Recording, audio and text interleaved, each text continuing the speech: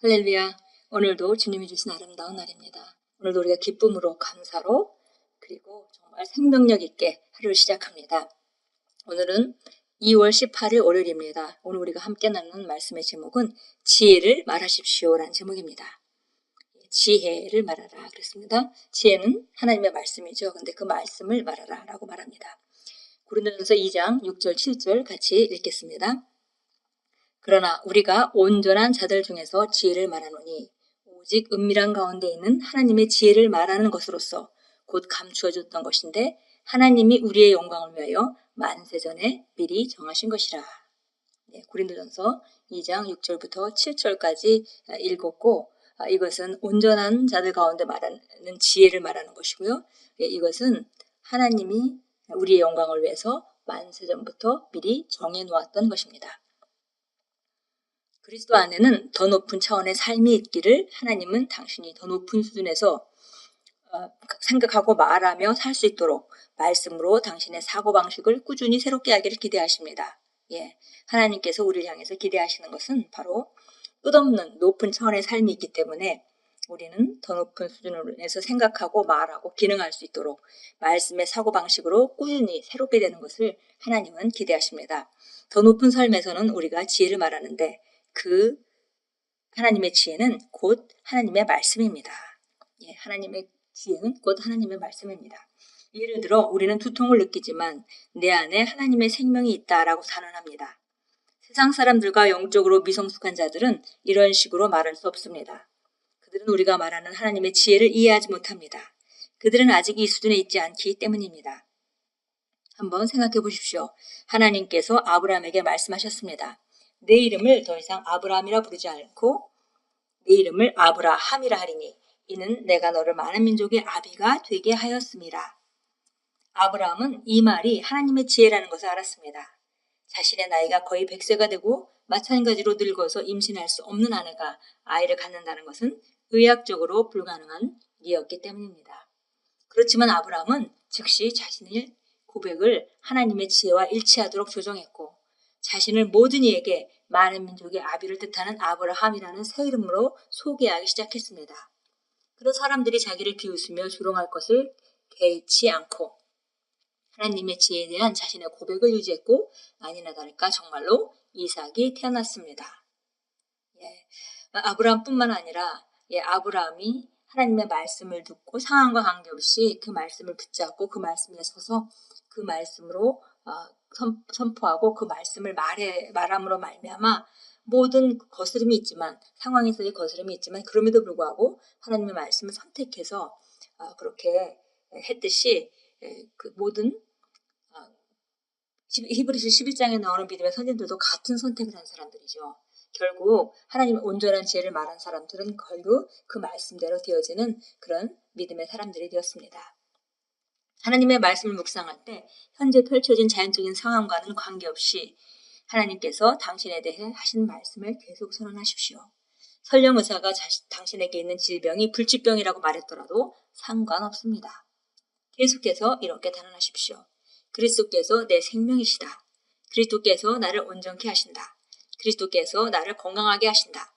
내 안에 계시는 그리스도가 바로 신성한 건강이시다.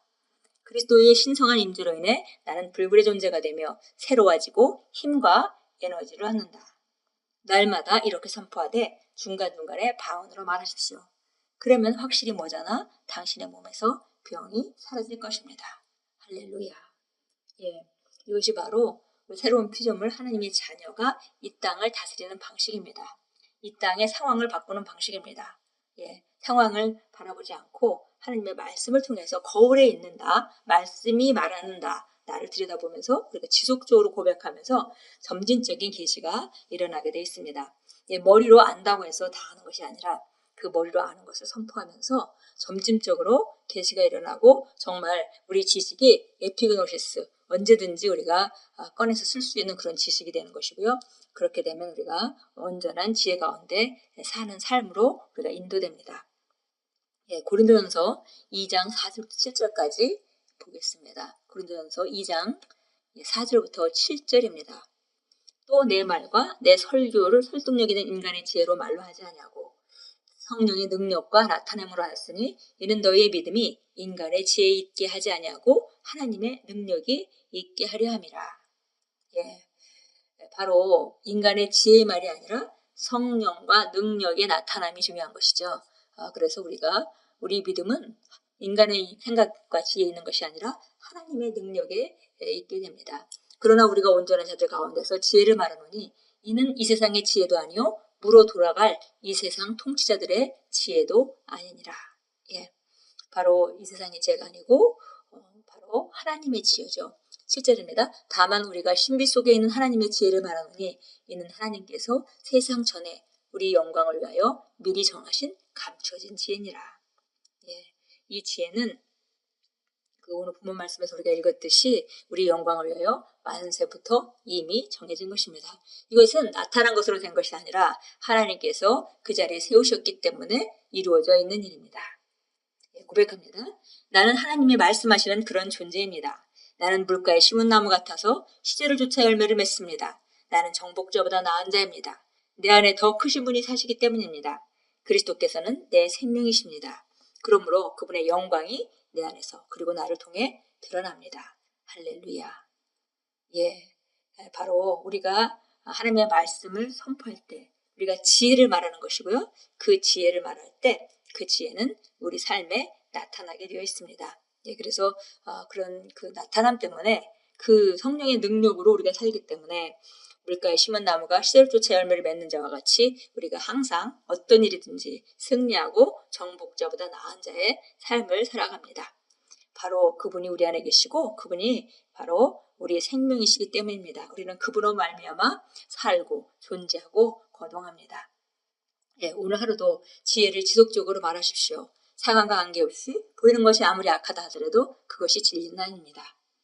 예, 보이는 것이 경험하고 느껴지는 것이 안 좋다고 해도 그것은 진리는 아닙니다. 그것은 변할 수 있습니다. 왜냐하면 보이지 않는 것이 보이는 것보다 더 분명한데 그 보이지 않는 것이 말씀 안에 있다면 그것은 보이는 것을 얼마든지 바꿀 수 있는 능력을 그 안에 잠재해 있기 때문에 우리가 그것을 믿고 말한다면 우리가 믿음으로 합쳐서 말한다면 저절로 그 일이 이루어지진 않습니다. 그러나 우리가 믿음을 합치고 그것을 말한다면 지혜를 말한다면 그 일은 그대로 이루어지게 되어 있습니다. 예, 오늘도 지혜로운 하루를 만드시고 하나님의 말씀의 지혜를 지속적으로 선포하는 그래서 전진하시는 귀한 하루가 될 것입니다.